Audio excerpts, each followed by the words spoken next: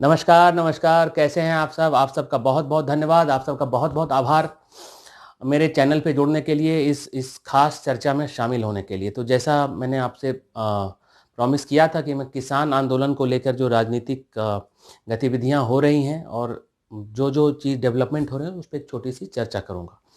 तो जैसे आपको मालूम है, 12 दिनों से सिंधु बॉर्डर पर ख़ास करके पंजाब और हरियाणा के किसान वहाँ पर आंदोलन कर रहे हैं और इसमें तमाम वो लोग जिसको आपने शाहीन बाग में देखा था, चाहे वो लेफ्टिस्ट हों, कम्युनिस्ट हों, वो दादियाँ, वो नानियाँ, योगेंद्र यादव इन और आम आदमी पार्टी, कांग्रेस, तो ऐसे जितने भी अराजक तत्व हैं और ऐसी पार्टियां जो टायर्ड और रिटायर्ड हैं और जो जो रिजेक्टेड हो गई हैं पिछले 6 साल में, आप सभी को देखें कि वो लोग एनार्की पैदा करने के लिए किसान के नाम पर वहाँ पर जमा हुए हैं। इसके अलावा बहुत सारे खालिस्तानी और खालिस्तान समर्थक, आतंकवादी भी मैं कहूँगा, भिंडरावाला के समर्थक, वो भी बड़ी संख्या में इसमें भाग ले रहे हैं और भारत में ही नहीं, विदेशों में, खास करके कनाडा में, लंदन में तो खासकर कुछ खालिस्तानी आतंकवादी सामने प्रकट भी हुए थे, जो कि नामजद हैं और कई वर्षों से फरार घोषित किए गए हैं, भगोड़े घोषित किए गए हैं। तो लंदन में, अमेरिका में, कनाडा में भी ये लोग जो है बढ़ चढ़कर जो है आंदोलन कर रहे हैं और इसको हवा दे रहे हैं। तो ये जो 3 कृषि कानून लाए गए, काफ़ी कई वर्षों से इसके बारे में कई कमेटियां बनी। स्वामीनाथन की कमेटी का गठन हुआ और उन्होंने अपने रिकमेंडेशंस दिए थे। और आप आज की परिस्थिति में भी अगर आप बात करें, तो किसान जो है हाशिए पे है और अगर हम कहें कि ये जो स्टेटस को था, जो व्यवस्था चली आ रही थी, अगर वो परफेक्ट है, वो बहुत अच्छा है, तो किसानों की हालत इतनी ख़राब क्यों है? क्यों किसान जो हैं, जो हमारी जीडीपी का एग्रीकल्चर लगभग 35% के आसपास कंट्रीब्यूट करता है और 65% आबादी अभी भी खेती पर निर्भर करती है। तो क्यों नहीं उनका पर कैपिटा इनकम बढ़ा? क्यों नहीं उनका एक तरह से इकोनॉमिक एम्पावरमेंट हुआ? क्यों वो लोग कर्ज से दबे हुए हैं? क्यों वो लोग आत्महत्या करते हैं, खासकर महाराष्ट्र में, पंजाब में? वो ऐसा क्यों होता है? तो अगर आप कृषि कानून को आप एक जो कहते हैं होलिस्टिकली अगर आप देखें उसको समझें, और अगर आप इन जो लोग आंदोलन का उनसे पूछेंगे, तो 99% आई एम श्योर कि they will not be able to tell what exactly this is all about. तो स्वामीनाथन कमेटी का जब गठन हुआ था, तो उन्होंने कुछ रिकमेंडेशन दिए थे कि किस तरह का फार्मर्स जो है उनकी आय बढ़ाई जाए और किस तरह उनको जो पैदावार करते हैं उसको बेटर यील्ड मिले, बेटर उसको प्राइसिंग मिले। तो इसमें उन्होंने कहा था कि सबसे बड़ा जो इम्पेडिमेंट है, ये आढ़तिया, एपीएमसी जो है आढ़तिया है।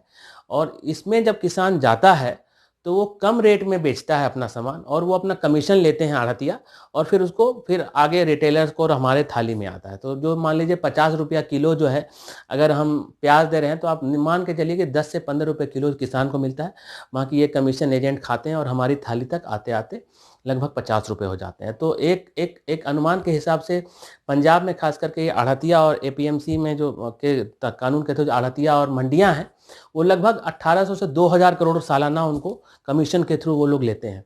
तो होता क्या है कि आड़त में आपने सामान बेचा, सरकार ने एमएसपी दिया आपको, सपोर्ट प्राइस, आपने खरीदा वहाँ से सरकारी खरीद और आपको पेमेंट मिल गया। तो पेमेंट आढ़तियों को होता है, वो लोग अपना कमीशन लेते हैं और फिर किसान को देते हैं। किसान के अकाउंट में डायरेक्ट नहीं जाता है, खासकर पंजाब और हरियाणा में।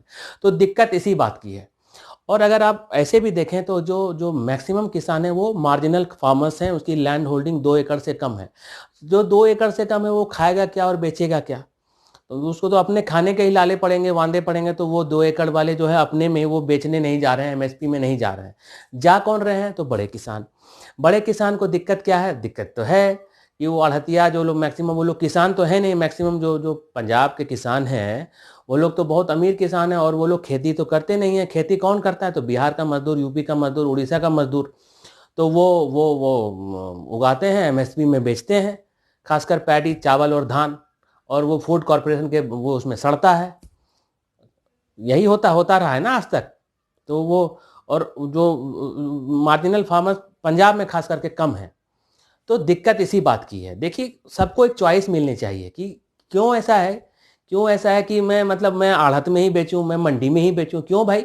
अब मान लीजिए आप, सिंपल है, मान लीजिए आप मंडी में बेचना भी चाहते हैं, आपका 50 किलोमीटर दूर मंडी है, आप ट्रैक्टर में भर के ले गए या किसी किसी के थ्रू ले गए, तो जो है उसमें आपको कॉस्ट लगा, फिर आप वहाँ कमीशन एजेंट को आपने बेचा, उस पर कॉस्टिंग आई आपकी, तो आपको लागत से तो बहुत कम मिला, या जो भी प्राइसिंग है उससे कम मिला।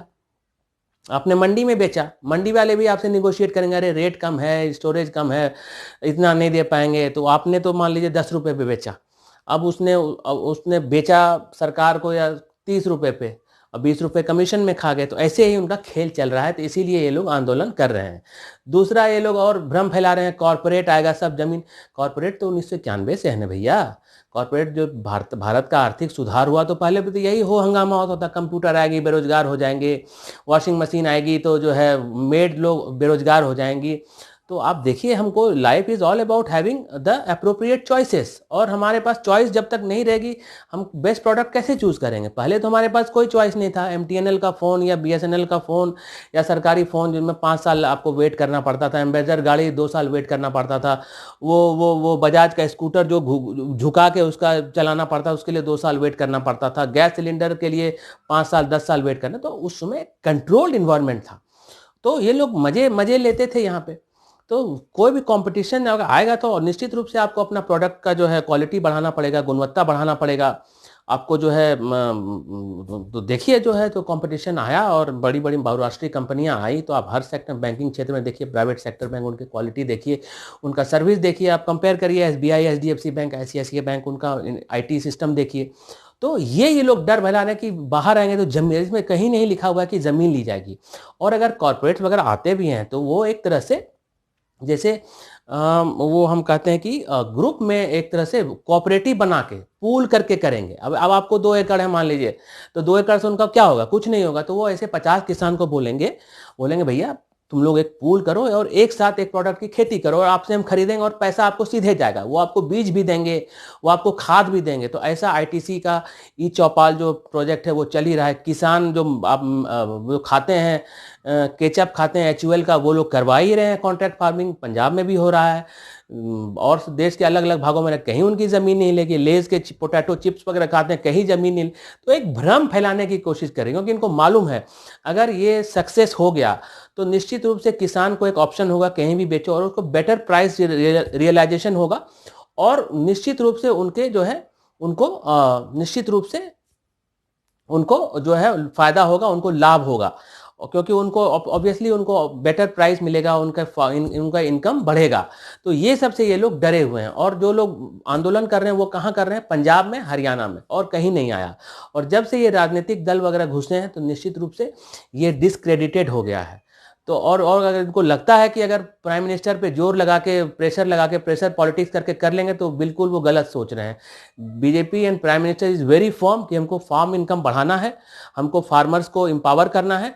और जहां तक एमएसपी की बात है, तो पहले भी कानून में नहीं था और अब भी नहीं है, ये एडमिनिस्ट्रेटिव मैकेनिज्म है। और बीजेपी का ट्रैक रिकॉर्ड जो है काफ़ी अच्छा है और सब गवर्नमेंट से, खास करके एमएसपी में, चाहे वो दलहन ले लीजिए, चाहे वो पैडी ले लीजिए, 23 तरह के जो है जो आइटम्स वो लोग खरीद रहे हैं, और बहुत अच्छा प्राइस दिया है, 2.5 गुना 3 गुना ज़्यादा। तो स्टैटिस्टिक्स आप गूगल करिए, पढ़िए, सारी चीज़ें मालूम है। तो इंटेंट की बात है।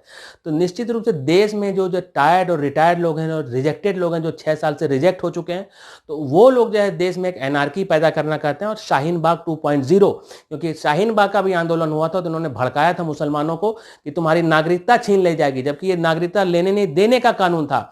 देखिए कितना हो हंगामा हुआ, और अंत में क्या हुआ, कुछ नहीं। पूछा जाना चाहिए योगेंद्र यादव ऐसे आतंकवादियों से कि कितने जो है लोगों की नागरिकता चली गई। तो विशुद्ध रूप से ये एक राजनीतिक जो है एक तरह का जो है आंदोलन है, और आज नहीं कल ये जो है ये फेल होना ही होना है।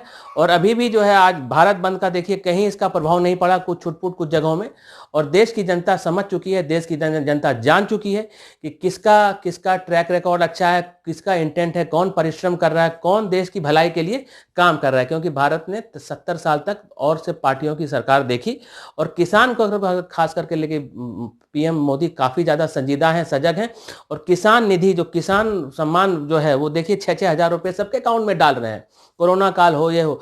तो 1 लाख करोड़ से ज्यादा जो है अमाउंट जो है डायरेक्ट सीधे अकाउंट में दे रहे हैं। तो कोई इस बात पे नहीं कह कह सकता कि प्राइम मिनिस्टर जो है किसानों के हितैषी नहीं है। तो विशुद्ध रूप से राजनीति हो रही है और बिचौलियों और कमीशन खोरों को बचाने के लिए वहाँ पंजाब के बड़े किसान, जो कि किसान नहीं है, जो मैनेजमेंट कराते हैं, जो क्या बोलते हैं, जो इंग्लिश में कहते हैं कि एग्रीकल्चर मैनेजर हैं, वो लोग हैं जो ये लोग जो हैं जो आंदोलन कर रहे हैं। तो आज न कल ये टाटा फिश होना है। तो बहुत बहुत धन्यवाद। अगर आपको कंटेंट पसंद आ रहे हैं तो प्लीज़ इसको शेयर करिए, लाइक करिए, सब्सक्राइब करिए।